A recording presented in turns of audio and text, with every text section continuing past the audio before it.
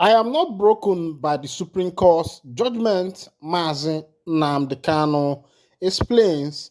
The leader of the indigenous people of Biafra, Mazi Nnamdi Kanu Ahmadike, one of Ndigbo, has made his followers to understand that he is not discouraged, neither is he broken by the outcome of the Supreme Court judgment of December 15th, 2023. According to him, he said, no giving up, no giving up, no retreat, no surrender, ahead, that the vision must be actualized.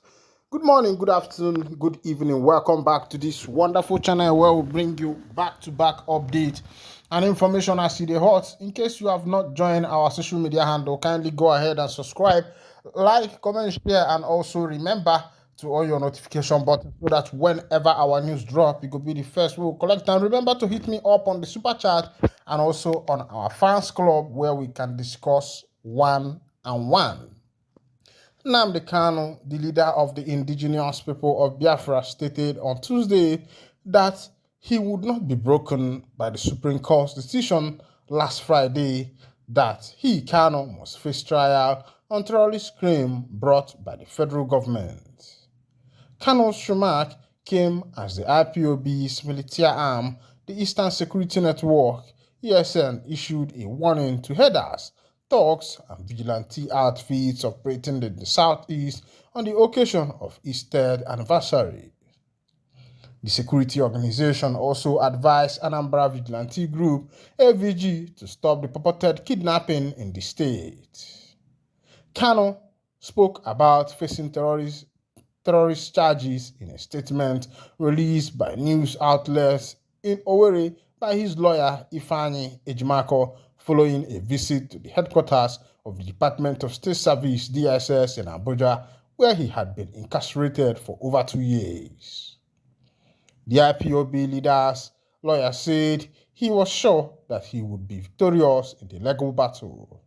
However, reacting to the verdict of the Supreme Court by citing some of the sanctions of the Nigeria Constitution, he said the eventual verdict of the Supreme Court was conveyed to Onyendu Mazi Nnamdi Kanu and he expressed reservation on the outcome. However, Onyendu elected to accept this outcome because of the finality of the Supreme Court decision and not because they are infallible. Nevertheless, in accepting this verdict, Onyendu specifically requested that the following compelling question be put out publicly to the discerning members of the public who are keenly following the trajectory of this case, to wit: the decision of the Supreme Court which substantially sanctioned the federal government's illegal act of Onyendu Mazi Nnamdi Kanu's abduction and extraordinary rendition to Nigeria effectively repealed the following Nigerian laws, which were all cited in our brief before the Supreme Court. Onyendu once again thanked Ezigbo Umuchineke for your prayers and love, even as he encouraged all to remain focused and keep their eyes on the ball. Onyendu enjoined his followers to continue to conduct themselves peacefully as they have always done. A statement by the IPOB spokesperson, Emma Powerful, demanded the disbandment of all political thugs and vigilante outfits, including the Ebubago militia established by Southeast governors. The group ordered all alleged government-sponsored criminals, car-snatching gangs, kidnappers, and rapists operating in Imo and Anambra State to vacate their camps. Part of the statement read, the Fulani headsmen and their Mieti Allah sponsors parading around Abia, Akwa Ibom, Iguacha, Anambra, Delta, Enugu, and Ebonyi Aziz, especially at the Lord Panther area, must be stopped. They are now involved in highway robbery and kidnapping. Most of the highway robberies and kidnapping along Enugu-Umuahia, about Port Harcourt Expressway, were carried out by these Fulani bandits. Lord Panther Cattle Market is the main hideout of these Fulani bandits. This warning also goes to the Anambra Vigilante Group, AVG, who have left their primary responsibility of securing Anambra State but have taken to crime and illegal abduction and murdering of IPOB members in Anambra State. If you do not stop your murderous action, we will have no choice but to confront you. All political talks and illegal security outfits formed to go after Biafrans must be disbanded with immediate effect. Ebubago Militia in Imo State must be disbanded now. This Ebubago was responsible for the mass killing and burying of innocent people's houses within Biafra land, especially in Imo State. Although the government sponsored criminal cannibals, car-snatching gangs, kidnappers, and rapists operating in Imo State and Anambra State are hereby given marching orders to vacate their camps in the eastern region as soon as possible. All the traditional rulers and politicians who are seriously facilitating the resettlement of Fulani herdsmen in our communities should be ready for us. Come next year, we shall forcefully impose harsh punishment on those conniving with Fulani herdsmen and enemies of our land to occupy their ancestral land.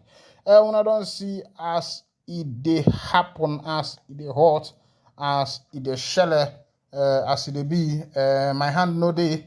But as it dey be, the Prime Minister of the Biafra Republic government in exile, Mazi Simon Ekpa, has released the date for the declaration of the independence of Biafra.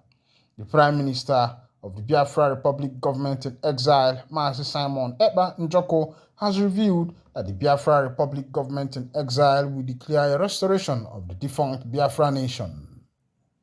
Through his Twitter handle, the Finnish-based Biafra Nation activist and self-acclaimed Nnamdi Kanu's disciple on the restoration of Biafra declared that the Biafra Republic government in exile, following its first cabinet meeting in 2024, will begin the declaration of restoration of Biafra in October to November 2024. The Biafra government had its first cabinet meeting of the year 2024 yesterday, Sunday. A committee for the convention was formed yesterday, and declaration of the restoration of the independent state of Biafra will happen in October/November 2024. It is official. Mazi Ekpa has been at the forefront of Biafra agitation since the outset of Mazi Nnamdi Kanu's detention in the custody of the Department of the State Service. The Biafra Nation activists call for a referendum in the defunct Biafra nation to determine the restoration of the defunct nation amid claims of marginalization and exclusion of the region by the incessant Nigeria government administration. We don't see as it happen, paladema, asiamo, as they go for the obodo. It gets, as I read this one now, one information just dropped from my table. Tawai say Israel don't recognize Simon Ekpa. Now the Kanu's Biafra amid war with Hamas. Bam, bam, bam, bam, bam, bam, bam. You don't share, say my work not to bring you information as it happen and as it hot. As it is, Mazi Simon Ekpa has said that the declaration of the state of Biafra will happen in no distant time. As it be, Better Edu PAMSEC takes over Ministry of Humanitarian Affairs and Poverty Alleviation. As say Better Edu they come out, they say PAMSEC don't take over this particular ministry where we say Better Edu they give an allegation say in Colombia about 37.1 billion. As it be, the permanent secretary of the Ministry of Humanitarian Affairs and Poverty Alleviation, Abel Oluwiya Eninta, has taken charge of the affairs of the ministry following the suspension of the minister, Better Edu. This development is in line with the directive issued by President Bola Tinubu, who suspended Edu on Monday over her alleged involvement in a 585 million fraud. The minister has been accused of paying public funds into private accounts. Daily Post gathered that Enitan assumed responsibility of the ministry after a letter to that effect from the office of the Secretary to the Government of the Federation was given to him Monday night. Daily Post recalled that Tinubu, through his special advisor, Media and Publicity, Ajuri Ngelale, had ordered the suspended minister to hand over the permanent secretary of the Federal Ministry of Humanitarian Affairs and Poverty Alleviation. She is further directed by the president to fully cooperate with the investigating authorities as they conduct their investigations. Furthermore, the president has tasked a panel that is headed by the coordinating minister of the economic and minister of finance to, among other functions, conduct a comprehensive diagnostic on the financial architecture and framework of the social investment programs, with a view to conclusively reform the relevant institutions and programs in a determined bid to eliminate all institutional frailties for exclusive benefit of the disadvantaged household and win back lost public confidence in the initiative. Ngelale had said in a statement, "When I don't see I see it happen, Obode Buruloko, Obodo nka tala jao." Meanwhile, here I got the wind down the curtain. If this is your first time of joining us on this wonderful channel, kindly go ahead and subscribe, like, comment, share, and also remember to on your notification button so that whenever our news drop, you will be the first. And thank you for listening. God bless you.